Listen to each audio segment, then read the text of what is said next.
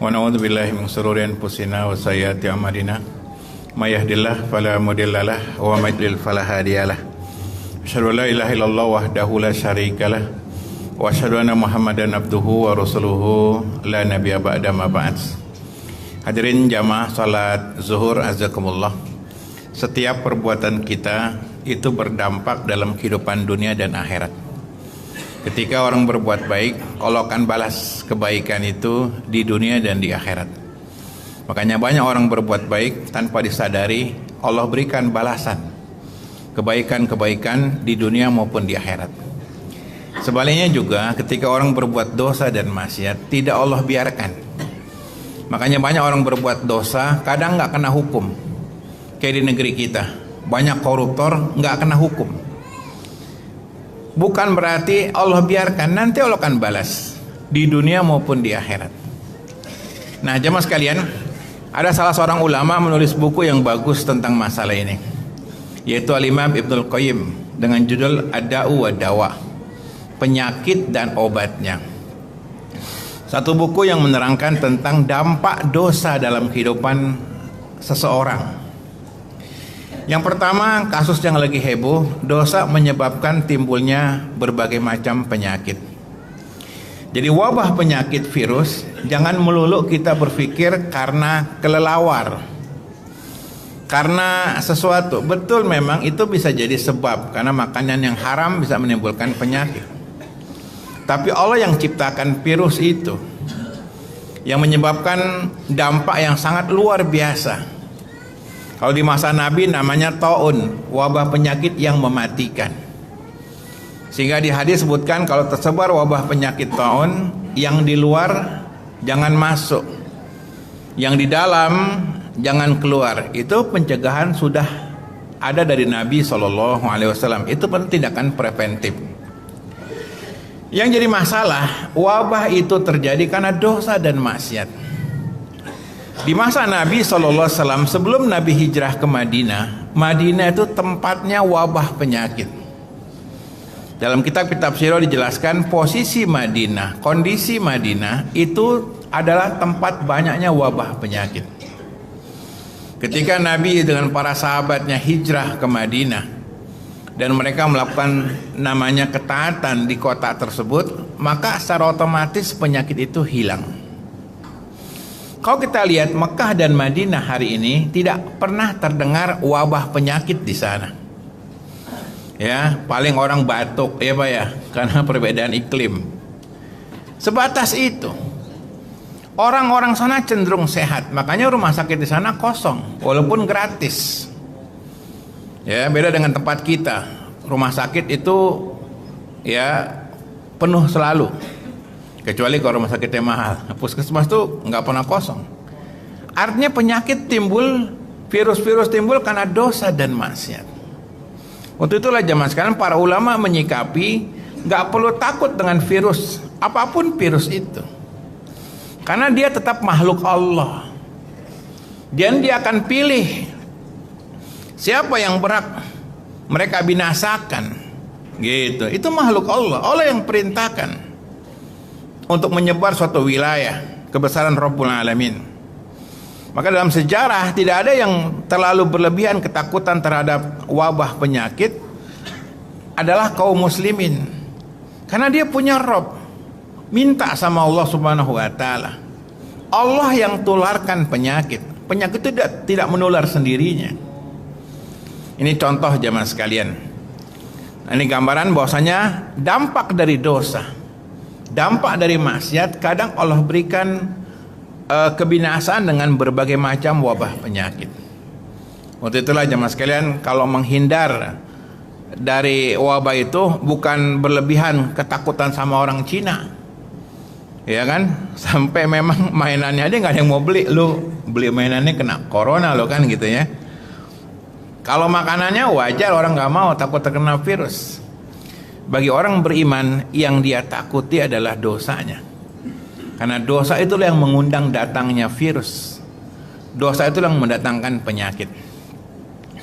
Para ulama lebih jelas, lebih luas menjelaskan tentang dampak dosa bagi penyakit. Kita lihat jamaah sekalian, beberapa penyakit tumbuh karena dosa. Kayak penyakit kelamin, AIDS. Itu penyakit yang datang karena hubungan zina. Gitu. Qadarullah sampai hari ini belum ada obatnya atau penawarnya. Ini merupakan azab dari Allah Subhanahu wa taala karena dosa zina. Allah berikan pelaku zina itu dia antara nikmat dan cemas. Satu sisi dia menikmati perbuatan yang haram, satu sisi dia cemas kalau terkena maksiatnya. Demikian juga contoh lagi kasus orang makan duit haram. Coba perhatikan Pak, orang-orang makan duit haram seperti duit riba, duit korupsi, itu akan biasanya, ini kalau kita pandangan dengan basiroh, pandangan yang lebih luas, pandang yang lebih luas, lebih dalam, orang-orang yang biasa makan duit haram itu biasanya di akhir hayatnya cuci darah. Coba perhatikan tuh, rentenir, pelaku riba, maling itu, dia nggak nikmati masa tuanya, cuci darah. Coba perhatikan, yang cuci darah. Kalau saya ceramah di rumah sakit, itu pada perhati dia, rata-rata yang cuci darah tuh rentenir, ya, atau orang yang terkait dengan riba itu, cuci darah dia. Atau pelaku korupsi, cuci darah. 2 minggu sekali dengan biaya yang mahal, habis hartanya, tersiksa. Kenapa? Dampak makan duit haram. Maka jangan anggap remeh. Kita kan biasa tuh orang maling itu, korupsi itu, tenang-tenang aja. Nanti hukuman dunia mungkin orang selamat. Oh enak zaman gua korupsi gak ada KPK, gak ada ini, bebas. Siapa bilang? Nanti Allah berikan dari dosanya itu bagian daripada azabnya. Tersiksa Pak. Coba perhatikan. Orang-orang yang makan duit halal itu cenderung kalau dia wafat tidak nyusahin. Ada yang lagi ngaji nyender meninggal gitu. Itu biasanya halal tuh duitnya tuh. Gitu. Bukan di sini tapi ada tempat gitu. Tapi bukan nakut-nakutin juga ya kan? Oh nyender aja kan gitu, nggak ada larangan kok dihadiskan gitu, iya kan? Yang dihadis dilarang adalah makan sambil senderan. Kalau ngaji senderan sah-sah saja ya kan? Nah, kalau saya pengajian agak luwes lah, ya kan? Bisa nego, gitu. Ya, saat saya nyender ya nyender aja Pak, gitu kan? Udah sepuh ya kan? Asal jangan merem, ya kan? Nah ini pertama, jadi nggak usah terlalu berlebihan. Ketika kita benar jalannya, ketika benar ketaatan kita, tulus karena Allah Subhanahu Wa Taala, Allah akan jaga kita. Lihat kisahnya dalam beberapa ayat Al-Quranul Karim dan hadis-hadis Nabi SAW, bagaimana Allah menyelamat satu kaum yang betul-betul menjaga keimanan mereka. Ini yang pertama. Jadi dosa berdampak kepada penyakit, ya kan. Banyak nih orang nih olahraga, bahkan sekarang ini ada dijaga makanan. Kalau dia banyak dosa, Allah kasih penyakit dengan cara yang lain. Bukan makanan itu Pak, mohon maaf, para ahli gizi mengatakan penyakit karena makanan itu cuma 10%. Umumnya penyakit karena dosa. Lihat, pelaku maksiat tidak Allah biarkan.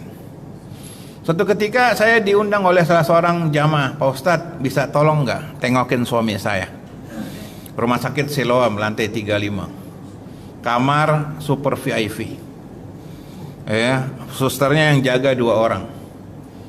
Begitu saya masuk, itu hidungnya, mulutnya sudah disodok-sodok dengan alat kesehatan, gitu. Udah 1 bulan nggak sadarkan diri, tinggal matinya doang lah kalau orang bilang. Umur masih muda, 52. Orang kaya, Siloam. Orang susah kan puskesmas ya Pak, gitu. Itu juga ngantri BPJS ya kan. Ini orang kaya. Saya tanya, sakitnya apa bu suaminya? Bingung tuh ibu. Akhirnya jawabnya ya, kayaknya kebanyakan dosa Pak Ustadz. Saking jengkelnya tuh, banyakan dosa, banyakan main cewek kali Pak Ustadz. Tuh, dengerin nih. Main cewek nih, yang selingkuh nih, jangan pura-pura nunduk Pak, jangan nunduk keluar dia, karena materi selingkuh paling dibenci sama jamaah. Gitu. Dengerin nih, jangan pura-pura ketawa. Gitu. Banyak dosa Pak, suami saya Pak Ustadz. Gitu. Terus gimana bu? Doain aja Pak Ustadz. Gitu. Biar husnul khotimah.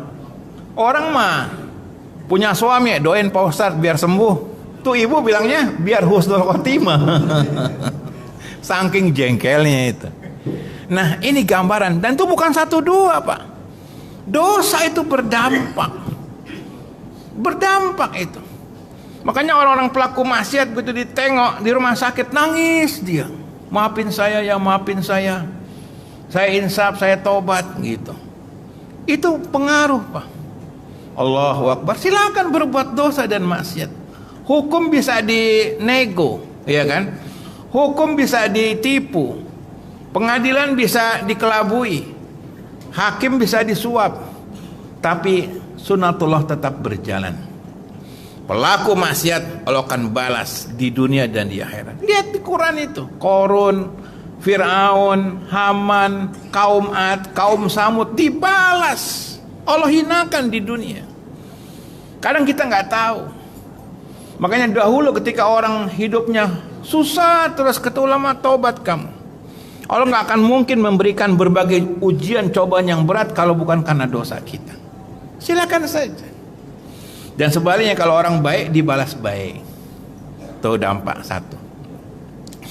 Yang kedua, dosa menyebabkan terjadinya perubahan terhadap wajah kita. Maksiat itu membuat muka jadi rusak, muka jadi jelek.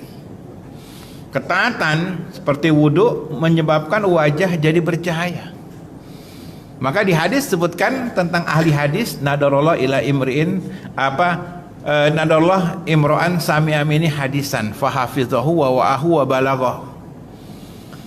Semoga Allah berikan cahaya kepada seorang yang dengar hadis, kemudian dia hafal dan dia jaga dan dia sampaikan kepada orang lain.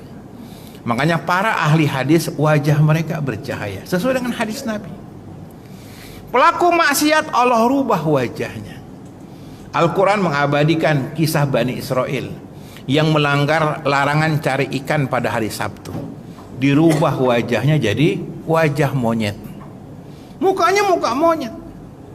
Dan mereka hidup 3 hari, setelah itu mati semua. Kata ulama, yang dirubah jadi monyet yang melanggar cari ikan pada hari Sabtu, bukan semuanya. Gitu. Dirubah jadi monyet. Ini gambaran jamaskan pelaku maksiat itu wajahnya diburukkan. Maka dalam ilmu psikologi itu orang melihat baik tidak diperhatikan dari raut wajahnya. Makanya kalau di kantor personalia ya dulu. Sekarang namanya apa? HRD. Gitu. Dilihat, wih, muka orang jujur nih. Gitu. Kenapa? Pakai jenggot. Iya, orang jujur nih kayaknya nih. Iya, orang-orang nggak mau pakai jenggot, dia mau pakai jenggot. Masih muda lagi, jujur nih. Satu lagi panggil, lihat, wih, tampang kriminal nih, muka mesum nih, kelihatan Pak, wajah nggak bisa dibohongi. Allah takdirkan wajah itu punya keajaiban. Orang kaya, orang sehat, orang sakit, wajahnya kelihatan tidak? Kelihatan. Sakit Pak ya, kenapa? Kok tahu? Pucat wajahnya. Tuh. Wajah bisa mendeteksi sakit atau sehatnya seseorang. Kaya sama miskin, kelihatan wajahnya. Gitu. Wah ini Romusa nih, rombongan muka susah. Gitu. Mukanya dekil. Gitu. Iya. Tinggal di pinggiran ya Pak ya. Gitu. Gitu. Jadi kelihatan wajah. Demikian pelaku maksiat dan orang soleh. kelihatan wajahnya. Allah burukkan wajah seseorang. Makanya lihat bintang film tuh, itu pakai apa? Tukang rias, disembunyikan wajahnya, sembunyikan wajah. Kalau nggak percaya lihat Bencong tuh. Bencong itu budaknya tebel, muka aslinya hancur. Dulu sering kelihatan tuh di lampu merah pedongkelan tuh, pakai putih tuh, pagi-pagi tuh bencong-bencong. Serem banget mukanya. Makanya banjir serem gitu. Mukanya serem, Pak. Karena di bedaknya saja kayak artis. Artis itu bedaknya tebel, aslinya jelek, Pak. Istri kita kalau dimodalin juga cakep ya, kan? Gitu. Nah, ini gambaran jamaah sekalian dampak dosa Allah burukan. Makanya wajah itu, ya perhatikan nih Pak, wajah itu dirawat dengan ketaatan, bukan diedit. Ini wajah diedit, tus, wajah aslinya hitam, banyak dosa, gitu. Diedit sama dia, kan ada Photoshop Pak ya, wih keren, karena lagi apa namanya orang Pemda nih, pemburu janda, gitu. Wajahnya biar keren. Nggak bisa, wajah keren itu dengan berwudu, dengan ketaatan. Allah berikan keberkahan di wajahnya. Iya, beda Pak, beda. Makanya bapak-bapak, kalau anaknya dilamar sama laki-laki, perhatikan wajahnya, raut wajahnya, lihat tatapannya, ya, jangan yang sama ini nak, ini buaya ini tampangnya, gitu. Bapak kok tahu? Bapak juga dulu buaya kan, gitu. Ini yang kedua. Yang ketiga, dampak dosa itu membuat rezeki jadi sulit. Karena takwa membuka pintu rizki, maksiat menutup pintu rizki. Makanya pelaku usaha kalau mau lancar rizkinya taat. Ustadz, kita udah taat, udah soleh, udah ngaji, rizki kita kok begitu? Belum, sabar, ada proses, gitu. Saya pernah pulang ngaji di daerah Grand Wisata, diantar, ayo Pak Ustadz, saya antar. Saya lihat, wih, pakai Alphard tuh. Jamaah kalau pinter begitu tuh. Senin kan nggak datang sendiri. Gitu. DKM cuma jangan lupa Pak Ustadz nanti siang, cuma gitu doang. Iya. Kopi kagak, iya kan? Semoga Allah mengampuni dosa-dosanya. Gitu. Saya penasaran, masuk dulu yuk sebentar, gitu. Duduk, saya tanya, dapat berapa sebulan penghasilannya? 2-3 M Ustadz. Wih. Saya mulai berubah hidup saya pas saya kenal pengajian Pak Ustadz. Allahu Akbar. Dulu saya karyawan biasa, kerja di Jawa Pos atau Solo Pos tuh. Jawa Pos ya? Ya punyanya Dahlan Iskan tuh. Saya wartawan, ya kehidupan pas-pasan. Saya mulai pengajian, saya serius, alhamdulillah saya keluar, saya buka usaha, saya dagang sampai sekarang. Tuh rezeki. Nah, pernah lagi datang Celama Cibitung, jemput saya, mobil bagus juga itu. Ya, baru duduk di rumah saya dapat telepon, order 15 juta. Di jalan order 10 juta. Pulang habis ceramah order 10 juta, 35 juta di jalan doang tuh. Rezeki memang Allah kasih Pak Ustadz. Dulu saya jadi buruh di pabrik nih. Mau semangat, mau malas, gaji tetap segitu. Saya keluar, saya usaha, rezeki dikasih sama Allah. Sejak saya kenal pengajian. Allahu Akbar. Ya udah kalau gitu beli durian ya. Siap Pak Ustadz. Beli durian 20 apa namanya? 20 durian. Iya, 10. Iya. Sini mah pahit. Nah, ini gambaran jemaah sekalian, rezeki maksiat membuat rezeki sulit. Selama banyak dosa, perhatikan, jangan harap Allah. Ustadz, orang kafir tuh nggak ibadah, rezekinya itu azab. Salah satu bentuk azab, Allah kasih harta yang banyak kayak Korun, azab, tersiksa. Kadang orang disiksa dengan kekayaan karena rezeki itu lebih lebih spesifik daripada penghasilan. Beda. Ada rezeki, ada penghasilan. Rezeki itu yang manfaat bagi kita. Kita dapat harta banyak, manfaat. Ada tetangga saya tuh orang Padang tuh. Wih, duitnya sehari miliaran kali itu. Dia bawa saudara-saudaranya, orang kampung tuh Padang semua, dikasih kontrakan satu-satu. Yang pengen nikah dimodalin nikah, diumrohin satu-satu. Wih, bagus tuh jamaah tuh. Kalau saya ceramah di tempat dia diukur langsung 4 setel baju gitu. Iya, ini bener ya, bukan jangan ketawa nih. Buat TKM, tapi ini buat TKM nasihat gitu ya. Setel tuh, orang Padang bagus itu ya. Semoga Allah berkahi rezekinya itu. Luar biasa. Dia bilang, saya yatim piatu Pak Ustadz, saya orang susah, saya merantau. Wah, luar biasa. Orang baik, luar biasa.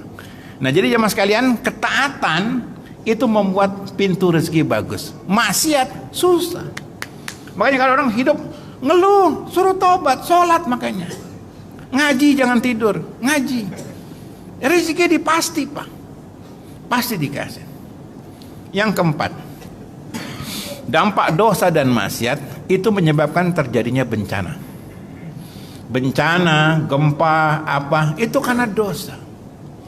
Jadi jangan terlalu khawatir dengan yang gempa-gempa itu. Bukan yang badan apa yang suka BMKG ya. Jakarta berpotensi. Ya kan? Dari dulu ini alam ini senang sama Jakarta, senang sama orang Jakarta. Orang Jakarta dalam sejarah itu baik, ibadah, semangat gitu. Walaupun ada maksiat, yang taat masih banyak.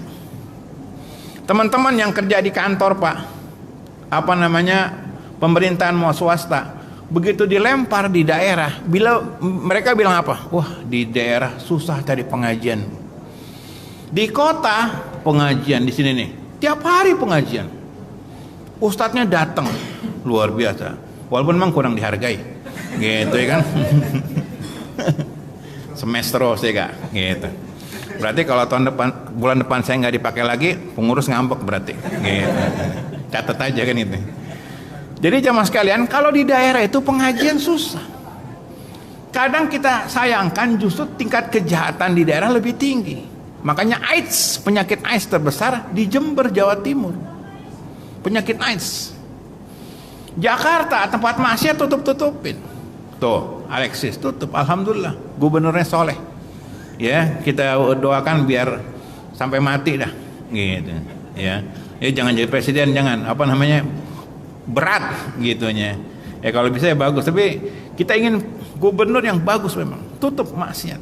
Jakarta Pak, alhamdulillah. Tapi kalau bicara BMKG, berpotensi nanti ada tsunami besar, ada ini. Alhamdulillah aman-aman saja. Aman-aman saja. Allah adil. Allah tidak berikan bencana yang besar kalau negeri itu soleh. Makanya Mekah, Madinah itu aman-aman saja karena kesolehan. Bencana datang itu karena dosa. Lihat dalam Al-Quran kisah umat-umat terdahulu, Allah berikan musibah besar karena dosa dan maksiat mereka. Yang kelima, dampak dosa menyebabkan kehancuran rumah tangga.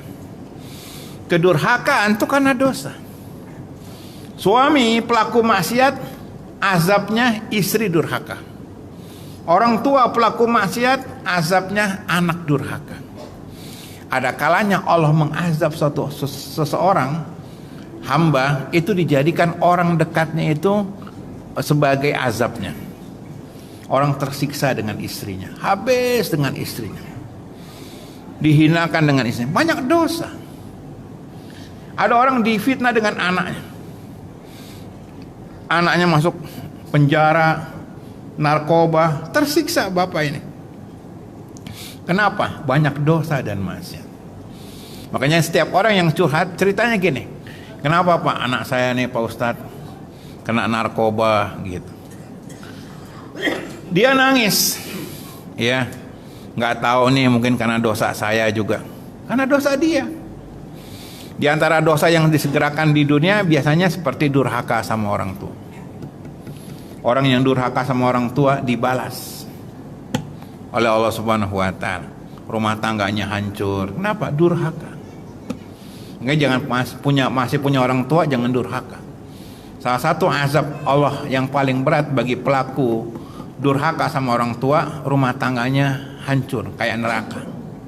Iya, jahat sama orang tuanya. Jahat. Banyak orang tua nggak mau ngurus orang tuanya. Dan itu banyak. Ya, orang tinggalin orang tuanya di kampung sendirian, anaknya nggak ada yang mau ngurusin. Jahat itu anak-anaknya. Dipikir Allah diam, tidak, dibalas. Mau cari ketenangan hidup, mau cari keberkahan, nggak dikasih, dicabut sama Allah. Kenapa? Durhaka sama orang tua. Tuh, jadi kalau ada orang hidupnya susah terus, ribut terus, kawin cerai. Ada seorang perempuan nikah, suaminya nggak benar, cerai. Suami kedua nikah, suaminya nggak benar lagi.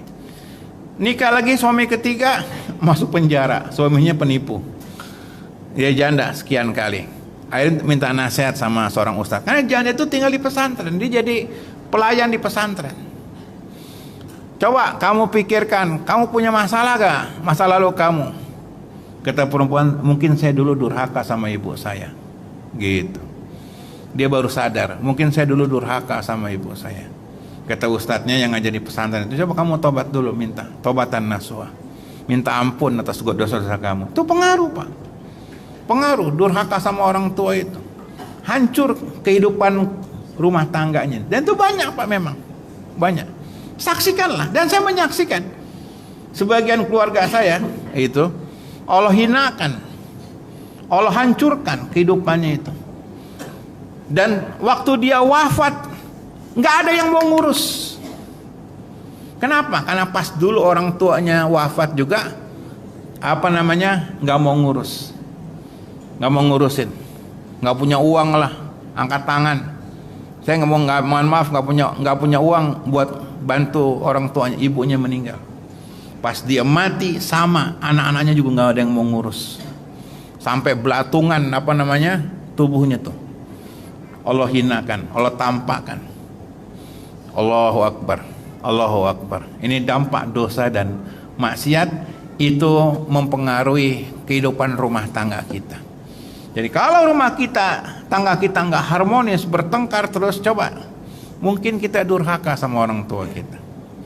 Allah berikan kegoncangan, kekisruan dalam rumah tangga kita. Demikian, subhanakallahumma bihamdika, assalamualaikum warahmatullahi wabarakatuh.